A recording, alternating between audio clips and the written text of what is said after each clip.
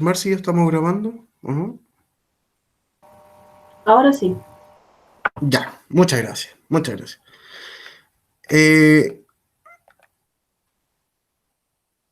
una ventana aquí, vamos a transmitir. Cuéntenme, ¿ven mi PPT? Sí, ¿Sí? ¿No? Sí, Sí, ya. sí, profe. Eh, entonces, vamos a dar comienzo, chiquillos. Es importante que, bueno, ustedes ya saben, ¿cierto? ¿Qué es lo curioso de los organismos dentro de los ecosistemas, dentro de la biodiversidad? ¿Qué es lo importante que hacen los organismos entre sí y entre ellos? Díganmelo, vos, díganme. No interactuar. importa que salga ahí, pero díganmelo. ¿Qué hacen? ¿Qué hacen los distintos Las organismos interacciones. nosotros? Interactúan. Interactúan, ¿cierto? Ya tanto a nivel humano, ¿cierto? Nosotros no vivimos solos, no somos, no, no practicamos el anarquismo propiamente tal, ni tampoco somos, Se eh, adaptan también. claro, entonces somos, todos nosotros somos organismos que interactuamos tanto entre nosotros como con organismos de otras especies, ¿cierto? Hay algunos que, por ejemplo, tienen mascotas, hay algunos que viven en el campo y no sé, interactúan con otros animales, ¿cierto? Que tienen, y así sucesivamente. De estas interacciones, de esta relación que existe entre los distintos organismos, se desprenden dos, aquellas que son intraespecíficas y otras interespecíficas. ¿Por qué se caracterizan? Que las intra, siempre yo me acuerdo que en la U cuando estudiaba me fijaba en esto, en el intra y en el inter. El intra habla de una interacción que ocurre en los organismos que son de una misma especie. Ejemplo, humano con humano, perro con perro, gato con gato, ballena azul con ballena azul y así sucesivamente. ¿Ya? Esta interacción entre organismos de una misma especie puede ser beneficiosa o perjudicial para uno o ambos organismos. Estas pueden durar poco tiempo o ser para toda la vida, esta interacción. Y algunos ejemplos son la competencia intraespecífica y la cooperación. Más adelante vamos a ver cada una de las características que tienen y un ejemplo de ellas, ¿ya? Otro tipo de interacción que tiene que ver ya no con organismos de una misma especie, sino que con organismos de especies distintas, ya sea humano-perro, gato-ave y así sucesivamente, entre organismos de distintas especies. Estas interacciones pueden ser tanto beneficiosas o perjudiciales, eso es lo que, al igual que en el caso anterior, pero a diferencia del anterior, estas también no pueden no presentar ningún beneficio o daño para alguno de los organismos ya que están en interacción. Algunos ejemplos son la competencia interespecífica, la depredación, el comensalismo, la simbiosis, el parasitismo y el mutualismo, que los vamos a ver uno a uno.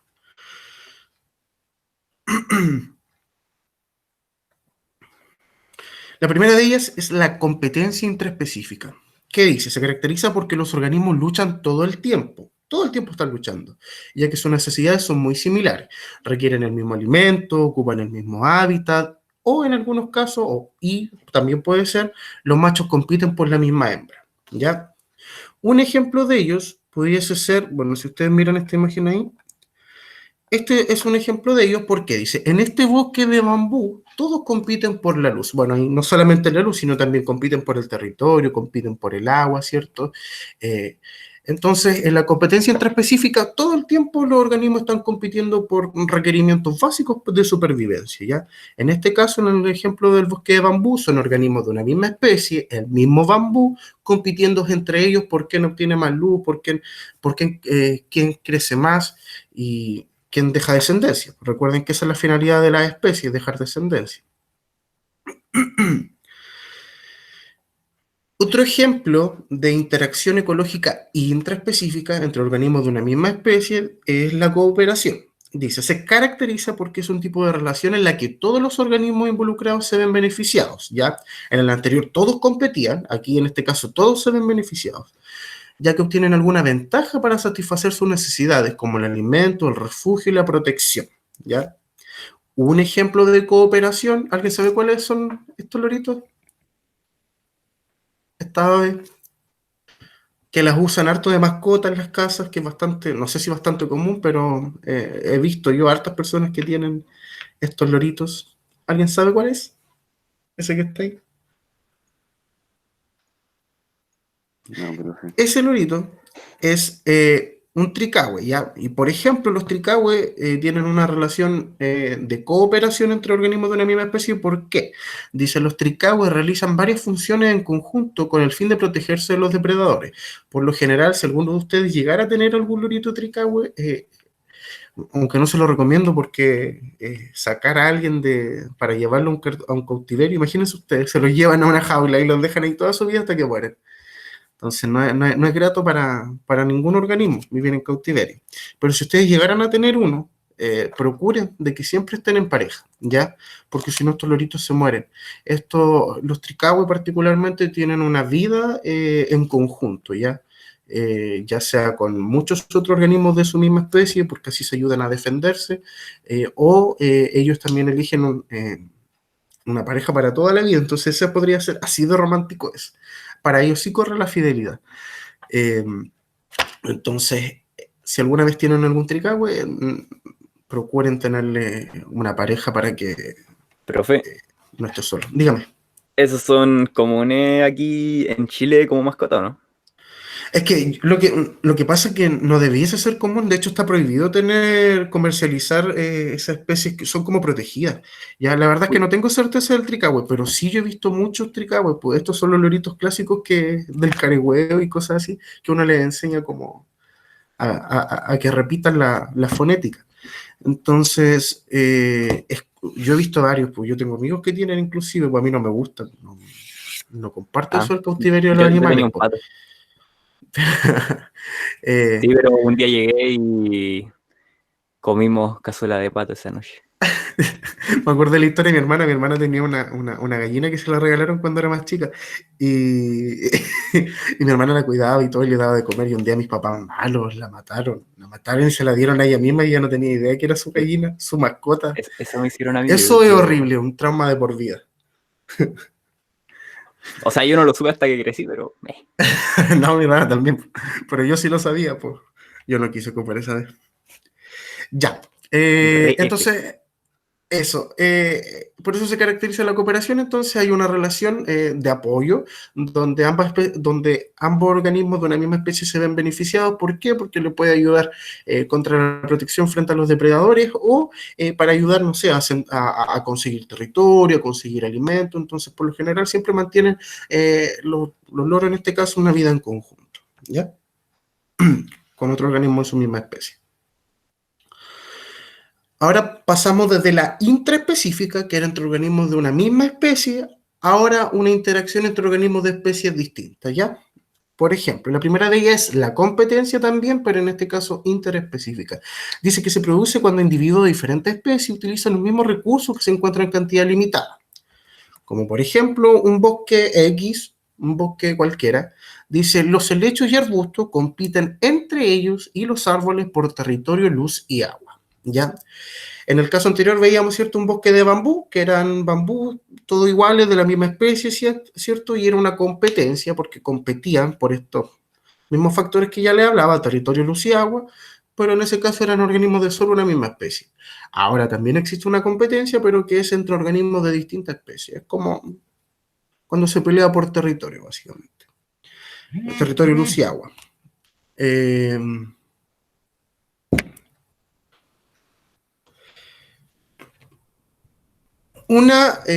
Otro ejemplo de una interacción ecológica entre organismos de distintas especies lleva por nombre comensalismo. Dice, en este tipo de relación, una especie denominada comensal obtiene beneficios de otras que no se ve perjudicada ni beneficiada, sino más bien neutral, a la que se le denomina como hospedero. Puede no entenderse, pero aquí va el ejemplo, para que quizás con esto se acentúe un poco más. Ejemplo, Avesita 1, que vimos disculpen, ¿me ven el cursor, chiquillos? Del mouse. ¿Ven que lo estoy moviendo ahí en el ave? Sí, profe, sí se ve. Ah, ya. Sí, profe. Ya, Sí. ejemplo. Avesita número 1 hace su nido, ¿cierto? Pone sus huevitos, los empolla, su sus pichoncitos crecen, ¿cierto? Ella los alimenta y después por condiciones climáticas, meteorológicas, como quieran llamarlo, decide emigrar. Se va hacia el sur, hacia el norte, emigra, se va de ahí. ¿Y qué ocurre? ¿Qué ocurre al irse? Deja hecho un nido, ¿cierto? Ese nido, porque ella ya no lo utilizó y lo más probable es que nunca más se acuerde que hizo un nido en esa parte, porque va a llegar a formar uno nuevo a otro lado y esa va a ser su casa, o sea, la otra va a estar olvidada, va a quedar ahí por la deriva. Pero puede llegar otro pajarito, número 2, y decir, oh, pillé una casa botada, pillé una casa botada. ¿Qué hago? O me quedo en esta casa que me sirve para, que ya es como la base, y quizás esta misma casa me sirva para solventar el invierno, o puedo mejorarla. Entonces, aquí hay una relación de comensalismo. ¿Por qué? Porque el hospedero deja hecho este nido, se va y luego llega otro y lo ocupa. Pero el hospedero no se ve afectado porque el otro pajarito lo ocupa el nido. Con tal, este hospedero ya voló varios kilómetros, voló 20, 40 kilómetros de distancia, donde hizo un nuevo nido por condiciones, o voló 100 kilómetros, así. Entonces, independiente de que ya no utilice el nido, no se va a ver afectado porque otro pajarito llegue y lo utilice o lo mejore, ¿ya? Por eso puse una imagen así como un nido más mejorado, porque esta ave, que es el comensal, puede decir, ok, voy a mejorarlo o puedo quedarme con esta misma, si es que le sirve por las condiciones climáticas. Entonces, aquí no hay ninguna relación de, ¿cómo es que se llama? Donde ambos se ven afectados. De hecho, todo lo contrario. Pareciera ser que ambos se ven beneficiados por aquello. Bueno, básicamente él porque se va desde un espacio geográfico a uno mejor, de mejor calidad, para poder tener sus crías, y este porque aprovecha este nido para poder mantenerse en ese sector, no sé, por adaptación a las condiciones climáticas, o porque puede sobrevivir a ese clima. ¿Cómo vamos a estar ahí, chiquillos? ¿Alguna duda? Hasta el momento, ¿queda claro? Sí, profe. Queda claro. Comensal, hospedero, ¿cierto? El hospedero puede mejorarlo, quedarse con el mismo, ambos se ven beneficiados. Otro tipo de interacción entre organismos de especies distintas es la depredación. Dice, se presenta cuando individuos de una especie, llamados depredadores, dan muerte y se alimentan de individuos de otra especie, llamados presas. La depredación es un nombre, es una apropiación, es una característica propia y única de los animales carnívoros, ¿ya? ¿Por qué? Porque los animales que son, que consumen animales, que son, o sea, que consumen plantas, que son herbívoros, se van a denominar a esa interacción como herbivoría, ¿ya? Ahora, por lo general, los animales herbívoros no matan a las plantas, sino que se comen sus hojas, se comen sus frutos, se comen sus estructuras reproductivas, que son las flores, pero en sí no es que saquen a la planta de la raíz y se coman la raíz, o la saquen y la dejen tirada y luego esa planta muere. No. En este caso no es igual que en este caso la depredación, porque el animal caza y se busca alimentarse y por lo tanto tiene que matar completamente a otro organismo. En el caso del animal herbívoro suele no ser así, y en caso de que eso ocurra, de que el organismo mate a la planta, estamos hablando de herbivoría, ¿ya? Eso es importante que ustedes sepan la diferenciación entre depredación y herbivoría. Depredación cuando hablamos de animales carnívoros y herbivoría cuando hablamos de herbívoros, ¿ya? Y un ejemplo de ello, bueno, un ejemplo clásico de depredación es un leopardo, un tigre, ¿cierto? Corriendo detrás de una gacela. ¿Por qué? Para matarla y poder alimentarse, ¿ya? Y eso también es una interacción entre organismos de especies distintas. Otro ejemplo de interacción ecológica es el mutualismo, que dice que se produce cuando dos o más organismos de diferentes especies se asocian para conseguir beneficios.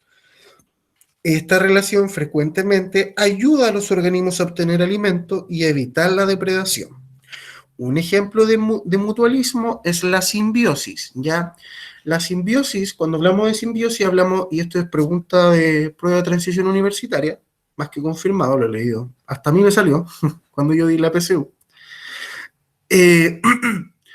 Cuando hablamos de simbiosis, hablamos de la relación ecológica entre un hongo y una planta. En este caso es un hongo que se adhiere a la raíz de la planta. ¿Y qué es lo que ocurre? ¿Por qué una relación de simbiosis donde ambos se ven beneficiados? Porque, bueno, el hecho de que hay un hongo, que hay una bacteria, no quiere decir que esto, que el organismo vaya a morir o que signifique que va a matar a la especie, a ese ejemplar. No. En este caso, la micorriza, que es un hongo, le va a dar protección a la planta frente a los metales pesados que hay en la tierra, le va a ayudar a darle protección también frente a los patógenos. ¿Por qué? Porque va a recubrir todo el contorno y la superficie de la raíz. Y al estar acentuado en la raíz, lo que va a hacer es penetrar la célula de la raíz e infectar todo, valga la redundancia, el sector de la raíz. Eh, y bueno, le da la protección contra patógenos, le da la protección contra metales pesados, le ayuda a la planta a obtener una mayor cantidad de agua debido a que casi como que se transforma en una extensión de la raíz y eso permite darle más agua a la planta. ¿Y qué es lo que busca la micorriza? ¿De qué se beneficia? Claro, porque la planta obtiene muchos beneficios del hecho de tener este hongo adherido a su raíz. Pero ¿qué beneficios tiene la planta? O sea, ¿qué beneficios tiene la micorriza, el hongo? Es que, bueno, va a obtener los productos que son parte del proceso fotosintético que no puede obtener ella misma, pero que sí lo obtiene la planta, entonces va a utilizar eso, la misma savia bruta en el mismo desarrollo de este hongo. Además de eso, savia bruta. Además de eso, el hongo va, bueno, en este proceso donde le lleva agua hacia la planta, desde la raíz, desde estas extensiones de raíz, comprendida, o sea, compuestas de hongos, el agua que lleva hacia la raíz también va a ser utilizada por él.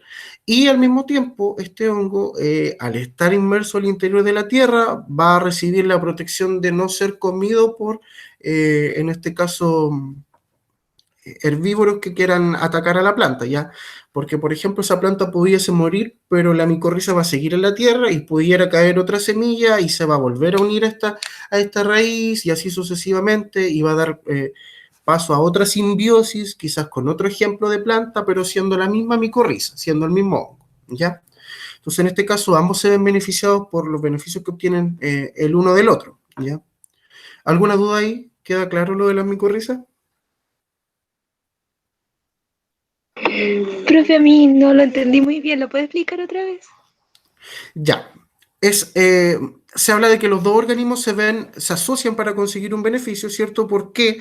Porque la raíz de la planta se une a este hongo, a esta micorriza que ven eso blanquito que está ahí.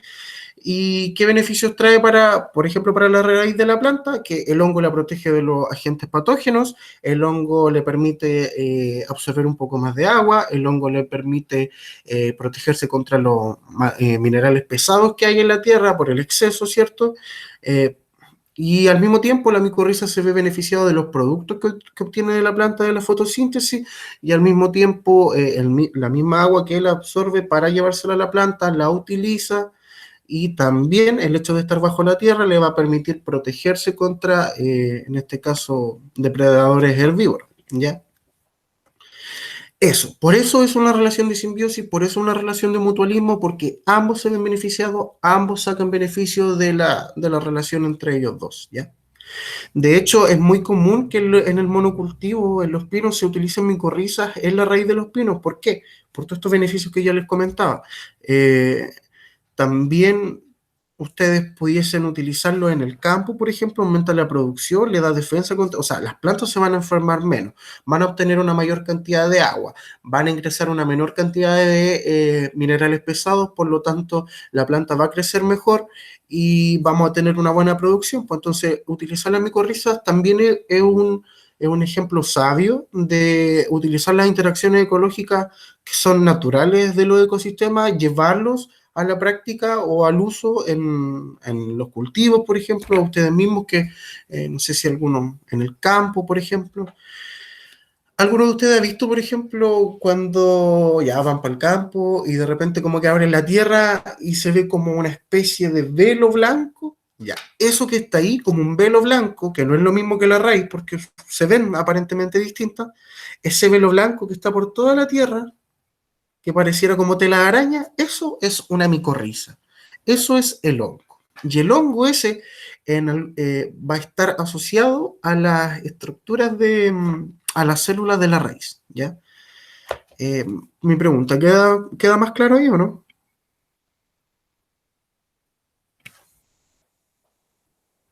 ¿Sí? ¿No? Sí, profe. Gracias. Otro ejemplo de interacción ecológica entre organismos de distintas especies es el parasitismo.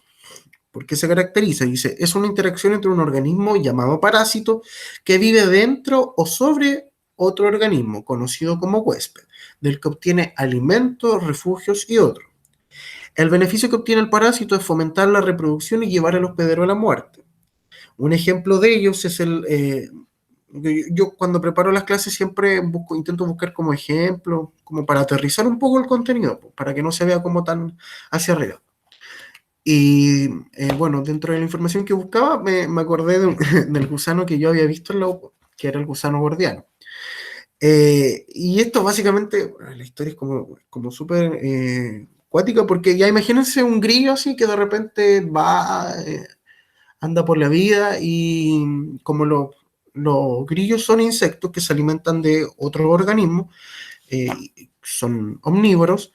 Entonces este grillo se come este gusano que pudo haberlo confundido con cualquier lombriz. Ya si él andaba buscando alimentarse, tenía hambre.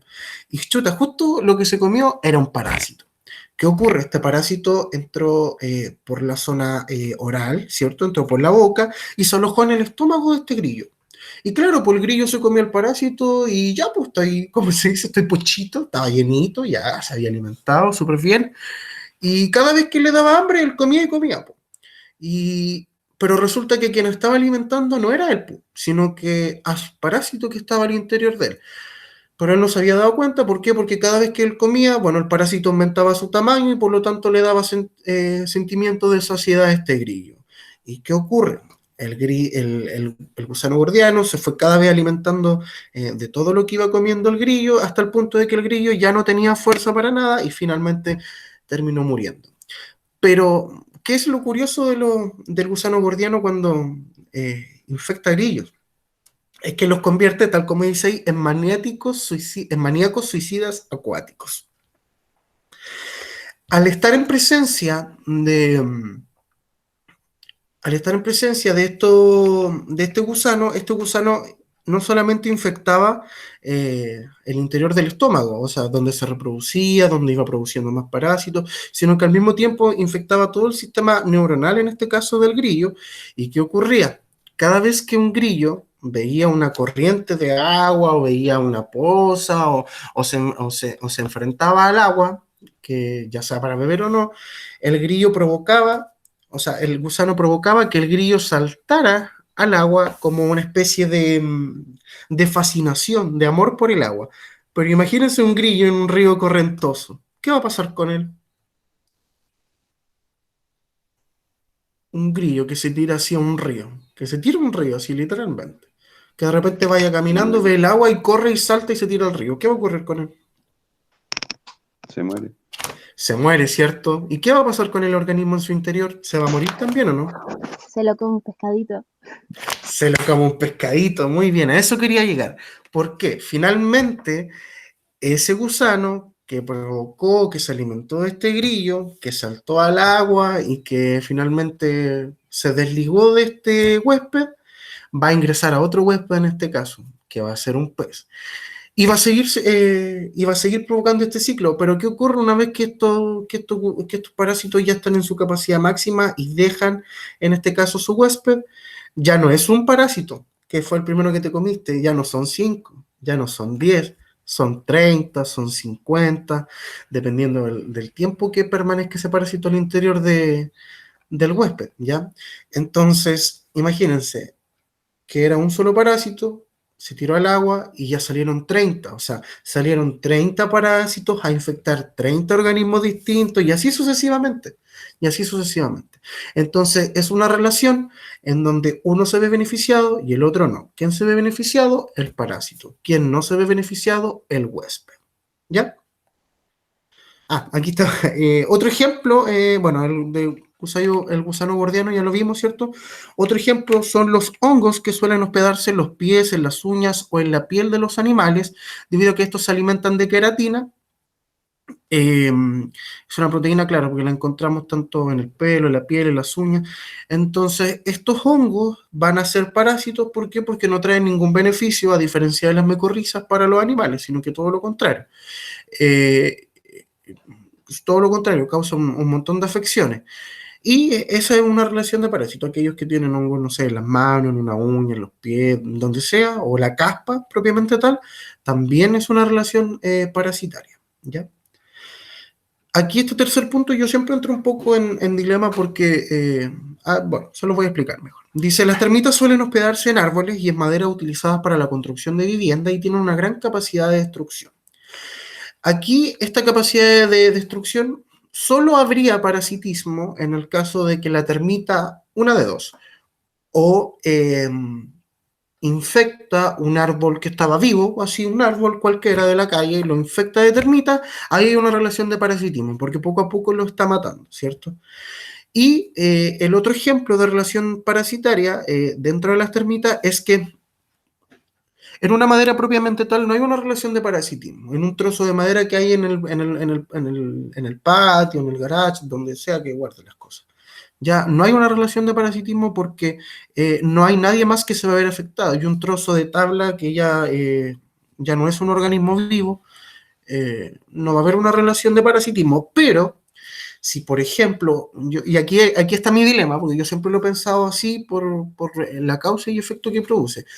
Pero si tuviéramos una casa con estructuras de madera y las termitas se van a esas estructuras de madera y esas estructuras de madera ceden y nos terminan por...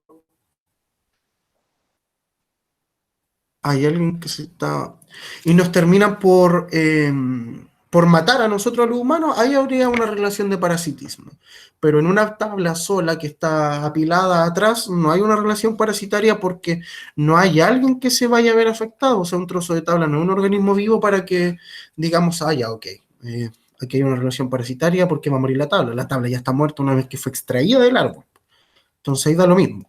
Pero en el caso, en esas dos acepciones yo siempre las comento y las hago porque, bueno, yo no soy, no sé cómo es que se llama, dueño de la verdad, pero mis estudios me permiten llegar a esas conclusiones, por ejemplo.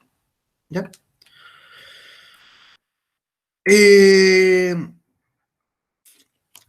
Esto es importante que sepan si es que los efectos que tienen las distintas interacciones son positivos, negativos o nulos sobre la otra especie. En el caso de la competencia, ambas especies se ven afectadas. ¿Por qué? Porque si organismos de una misma especie compiten por territorio o por reproducirse, uno de ellos va a terminar muerto. En el caso de los alces, ellos compiten por la hembra para poder reproducirse y aquel que vive, aquel que sobrevive a la contienda, va a ser quien se va a hacer acreedor de mantener la especie. Eso es selección natural, de hecho. Un ejemplo de selección natural. Y en este caso, el hecho de que mate a uno de su especie no es beneficioso ni para él mismo, porque puede ser el mismo que el día de mañana te puede ayudar. Y que tengas que matar a un organismo de tu misma especie tampoco asegura tu descendencia, porque tú puedes ganar la contienda siendo un alce, pero y vas y te reproduces con la hembra, pero puede que eso no sea fructífero, ¿ya?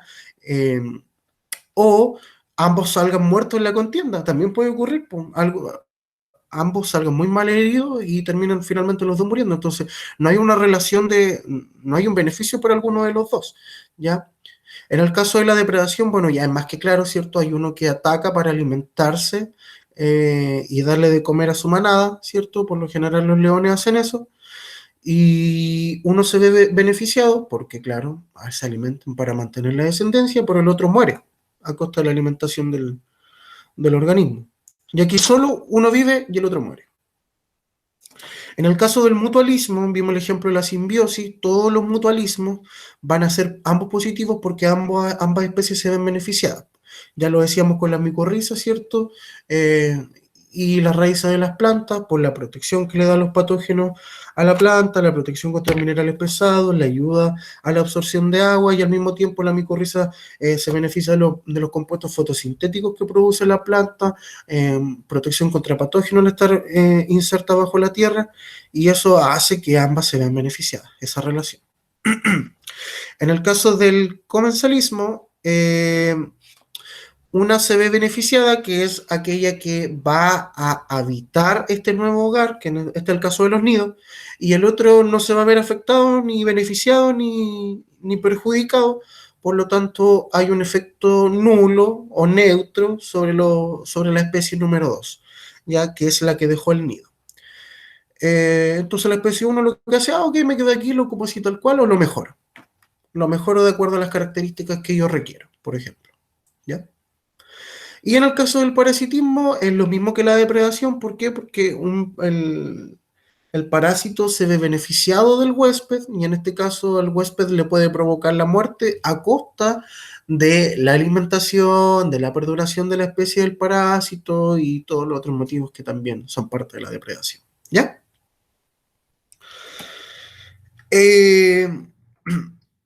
Tamaño poblacional e interacciones ecológicas. El tamaño de una población indica la cantidad de individuos que la componen y que se encuentran en un lugar y tiempo específico, ¿ya? Esta característica se ve afectada por los diferentes factores que determinan la aparición y desaparición de los individuos de una población. Pensemos en la población chilena. ¿Qué motivos van a aumentar la población chilena? Por ejemplo, los nacimientos y la inmigración, que es la entrada de individuos. Entonces, cuando los inmigrantes entran a Chile, lo que hace es aumentar el tamaño de la población. Otro factor que disminuye, los factores que disminuye el tamaño de la población van a ser los números de muertes y la salida de los individuos, o sea, la emigración. Todos aquellos individuos u organismos que se vayan de este sector geográfico van a hacer que la población disminuya en su tamaño, ¿ya? Uno, por ejemplo, podría calcular tamaño poblacional en un sector geográfico, simplemente, no sé, por ejemplo, yo ahora estoy en Coronel, vine a ver a mis papás. Podría yo calcular la densidad poblacional de una especie de pelícanos en la costa de Coronel. Yo podría ir a hacer un estudio, ir a contar cuántos pelícanos veo en un lapso de 4 horas durante una semana, por ejemplo, y eso me podría arrojar un estudio, un cálculo para saber aproximadamente cuál es la cantidad de población de esos pelícanos en este sector geográfico específico. O inclusive, como se hace a nivel nacional, bueno, que yo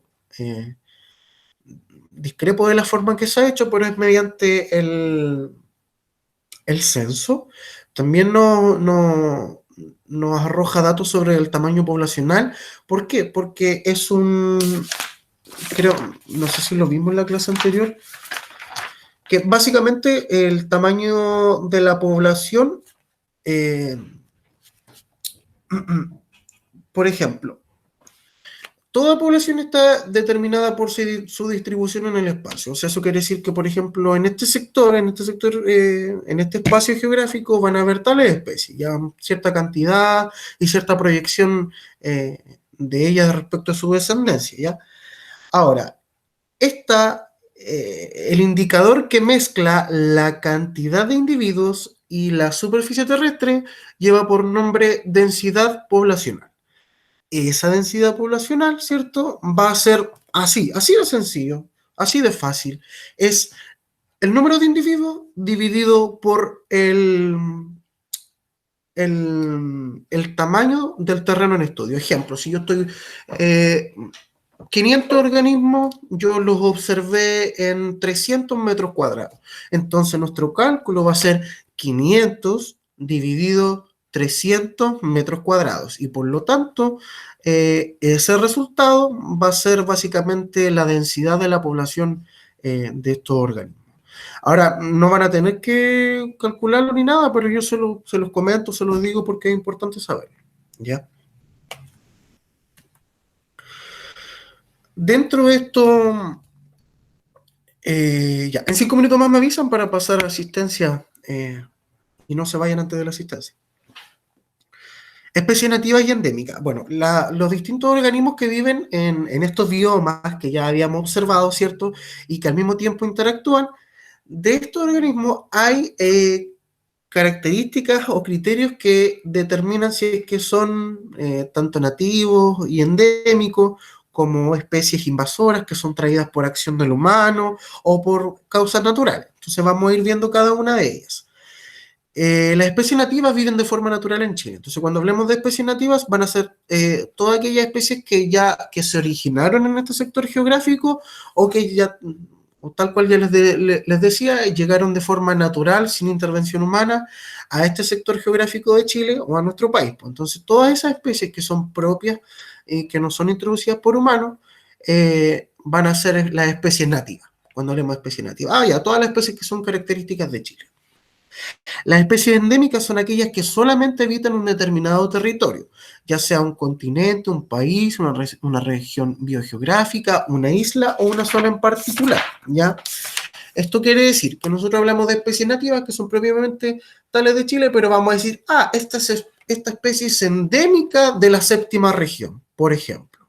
O esta especie es endémica de la reserva natural, no sé, de Willow Willow, por ejemplo, ¿ya? Esa especie es endémica de la isla de Chiloé, ¿ya? A eso nos vamos a referir y eso es lo que diferencia una especie nativa a una especie endémica. Especie nativa hablamos general en Chile y endémica también podemos hablar solamente del país o podemos referirnos a una sección o sector geográfico específico, ¿ya?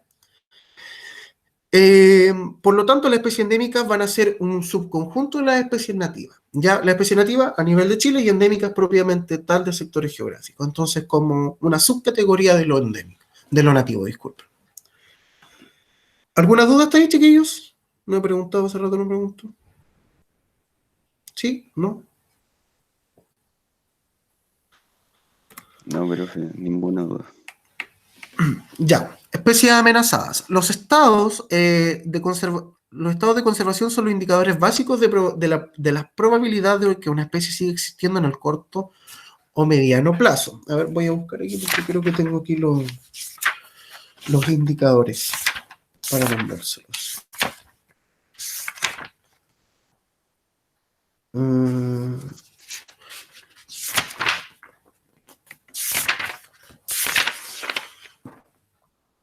No tengo acá los indicadores.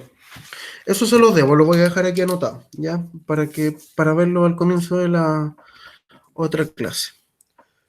Son los indicadores de especies amenazadas. No lo agregué, qué raro que no lo puse en el PPT. Ya, entonces hay dos categorías respecto que tienen criterios específicos que sitúan a los animales dependiendo de su grado de amenaza, ¿cierto? Aquellos taxones que van a correr el peligro de desaparecer, ¿cierto? Se sitúan cuando una especie está amenazada, se sitúa, por ejemplo, en peligro, cuando esa especie, su cantidad de individuos está en el tiempo disminuyendo. O sea, por ejemplo, si vemos que durante, no sé, un periodo de 2 años hay una disminución constante de los organismos, o cada vez se cuentan menos organismos, o se ven desaparecer o se ven morir organismos, bueno, esta especie va a quedar en peligro. Aquellas que van a estar en peligro crítico van a ser aquellas que ya casi están a punto de extinguirse, como por ejemplo, me acuerdo que los primeros les di unos ejemplos de animales que estaban a punto de extinguirse. Si me dan un segundito, les puedo nombrar algunos.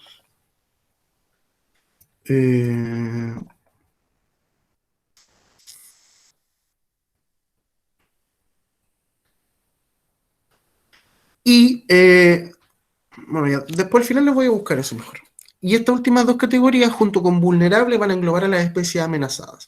Entonces existen 3 categorías para situar a las especies, o sea, una especie vulnerable, aquella que ha demostrado fluctuaciones en la densidad poblacional durante un periodo de tiempo, y eso la vuelve como vulnerable, o sea que frente a cualquier acción antrópica o un efecto climático natural, esta especie podría verse en peligro o en peligro crítico. Es la más propensa a pasar a este estado.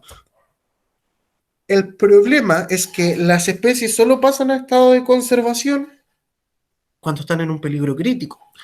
pero nosotros podríamos anticiparnos antes. O sea, una especie no es prohibida de caza en estado vulnerable, ni tampoco es prohibición de caza cuando está en peligro, sino que solamente cuando está en peligro crítico, ¿ya? Cuando nosotros quizás, mejor le pregunto a ustedes, ¿qué acciones ustedes harían para contrarrestar, por ejemplo, la muerte de estas especies que son amenazadas? ¿Alguien? ¿Qué harían ustedes? ¿Qué acciones tomarían si tuvieran el poder? Prohibir la caza antes de que se vuelva en peligro crítico. ¿Ya? ¿Y en qué categoría usted lo prohibiría? Mm, no sé cómo se llaman Porque aquí está, en peligro crítico y vulnerable. Son los los peligros. tres en peligro. En peligro usted pondría aquí la prohibición. Yo creo que en peligro, al tiro. En peligro al tiro. ¿Ya? Claro, pues, efectivamente, pudiese ser una opción para conservar las especies y para evitar la desaparición y la extinción de muchas de ellas, es situarlas como eh, prohibir la caza de ellos o, por ejemplo, aislar una cantidad grande de especies para poder producir mayor cantidad de individuos, pero que acá, por ejemplo, en Chile no se hace. En Europa sí es para salvar algunas especies, dígame. Profe,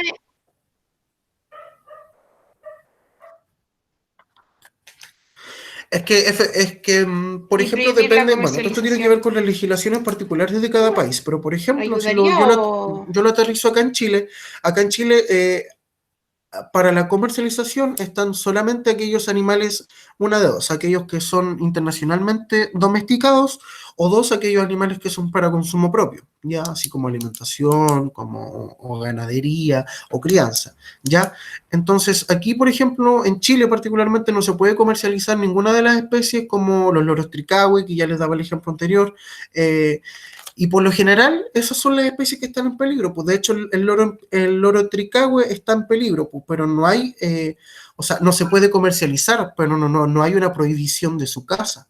O sea, usted como persona natural puede ir al bosque, cazar 50 loros tricahue y llevárselos para la casa, pero no podéis venderlos. Entonces ese es el problema. No sé si la oriento a lo que me había preguntado.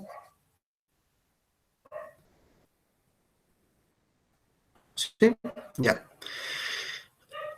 Además de las especies amenazadas, existen las especies exóticas. ¿Qué dice? Son aquellas especies que han sido introducidas fuera de su distribución natural, es decir, corresponde a las especies cuyo origen natural ha tenido lugar en otra parte del mundo y que por razones principalmente antrópicas, o sea, por acción del hombre, han sido transportadas a otro sitio voluntaria o involuntariamente. ¿Ya? Algunas especies exóticas pueden presentar la condición de especie exótica invasora cuando su introducción o difusión amenace la diversidad biológica originaria del lugar donde fue liberada. Ejemplo, internacionalmente pudiesen traer especies de otros sectores geográficos del mundo, pero si estas llegan a causar un daño a la diversidad propia, nativa o endémica, utilizamos los conceptos propios del país, ahí pasa a ser una especie exótica invasora, ¿ya? Estas especies invasoras, ¿cierto? Exóticas invasoras son una de las tres causas más importantes de extinción de especies en la naturaleza, junto con la alteración del hábitat y la sobreexplotación, que son dos causas de la acción humana, ¿ya? Estas además representan una importante amenaza para los ecosistemas y la biodiversidad, ya lo habíamos comentado, ¿cierto? Ya que son capaces de desplazar y poner el peligro a especies nativas que solo se encuentran en la región. Al competir, estas por territorio, alimento e incluso pueden alterar los hábitats y o transmitir enfermedades. Entonces, si uno trae una especie invasora de otro país, uno no sabe qué componentes o qué microorganismos trae en su interior. O, por ejemplo, si es que viene infectado con algún hongo, con algún parásito, con algún otro virus, eso no cuesta determinarlo a menos que haya una característica física evidente en la planta o en el animal, por ejemplo. Entonces, en ese caso, claro, pues representa un peligro para las especies nativas y endémicas y puede inclusive alterar los hábitats. ¿Por qué? Porque puede ser una especie que quizás consuma mucha agua. ¿Y qué va a pasar con los organismos que estaban acostumbrados a cierta cantidad de agua que vivían aledañas? Entonces eso puede provocar la muerte de esa especie y ponerla en peligro de extinción. Algunos ejemplos de organismos que son exóticos invasores dentro del país son, por ejemplo, la chaqueta amarilla, el bisón, que es un marsupial que se encuentra en el sur de Chile, la cotorra argentina, que son, ya le puse ahí chimuelo, imagino que ustedes han visto el video del chimuelo, ¿cierto? Ese pajarito que se lo come la perra, no sé cuánto, que tiene un apellido aquí. Ese chimuelo es la cotorra argentina, ¿ya? Igual es característico de la gente que lo tiene que los tienen en sus casas, ¿ya? Y también se encuentran de forma libre. Pero ¿qué ocurre? Que la cotorra argentina pelea con el tricahue. Entonces ahí hay un efecto sobre, en este caso, la especie endémica de nuestro país. La rosa mosqueta, que a pesar que es un muy buen fruto, también es una especie invasora, ¿ya? Y el castor americano, no sé si algunos de ustedes han escuchado que andan castores en el sur de Chile y que talan los árboles y que dejan la pura embarrada. Ya, efectivamente, eso también es una especie exótica invasora. ¿Por qué? Porque produce un daño en los ecosistemas del país, de ese sector geográfico, ¿ya? Entonces, eso básicamente, esos son ejemplos de especies exóticas. ¿Queda claro hasta ahí, chiquillos?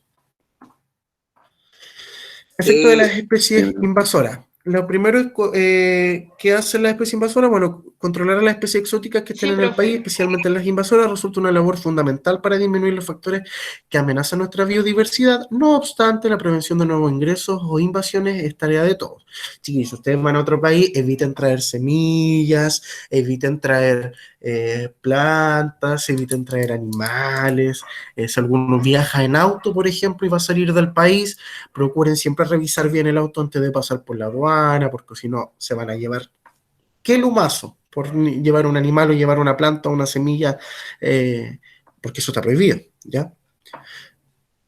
¿Qué más? Es necesario conocer sobre los efectos nocivos de las especies exóticas y con ello prevenir el ingreso o liberación de especies altamente riesgosas para la biodiversidad de Chile. Por eso que es así importante que nosotros abordáramos este punto, porque yo confío que ustedes todo el día de mañana van a salir fuera del país cuando sean profesionales y tengan... Ustedes tienen un gran potencial, chiquillos, los de cuarto, entonces es importante que sepan eso, que lo tengan en consideración el día de mañana. Consecuencia de la extinción de las especies, bueno, la biodiversidad está íntima y directamente relacionada con la supervivencia y el desarrollo de la sociedad, ya que ella nos brinda innumerables beneficios y servicios que serían imposibles de obtener de otras fuentes. Ciclos del agua, ciclos de nitrógeno, carbono, intercambio gaseoso, alimentación, comida, ¿cierto? La biodiversidad cumple funciones tales como proveer alimentos, medicina y materiales, purificar el aire y el agua, entre muchas otras cosas. Y si la biodiversidad disminuye o desaparece, estas funciones se verán alteradas, lo que pondría en riesgo la sustentabilidad de la vida en el planeta. ¿Ya? Ya, chiquillos, eso sería por el día de hoy. Paso asistencia a los estudiantes que son del electivo. Me dan un segundito, por favor. Y con eso estaríamos. ¿Alguna duda, jóvenes? ¿Alguna duda? Profe, Dígame. fuera de esto, usted dijo que iba a mandar el Power, ¿lo va a enviar? Sí.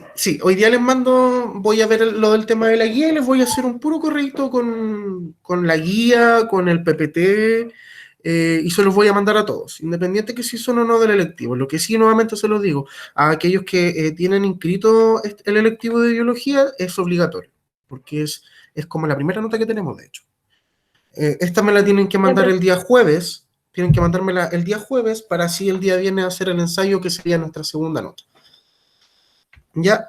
El día viernes, ¿qué nos toca ver antes del ensayo? Vamos a ver degradación de los ecosistemas, efecto invernadero y calentamiento global, en realidad cambio climático en general, que está medido por efectos geológicos y atmosféricos. Eso vemos y la última media hora realizamos... ¿Disculpe? ¿Dónde va a subir el Power?